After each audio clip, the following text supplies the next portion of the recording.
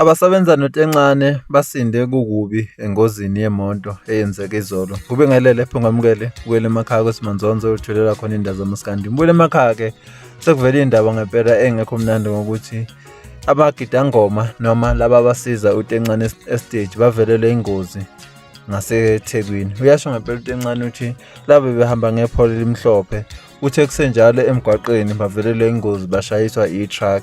Uthe kodwa ke okubaxayile leli truck liqede ukubashayisa labe selibaleka endaweni yesigameko. Ube sesho impela ukuthi i-truck ke i-truck leli elimbozwayo elithwala impahla lembozwayo.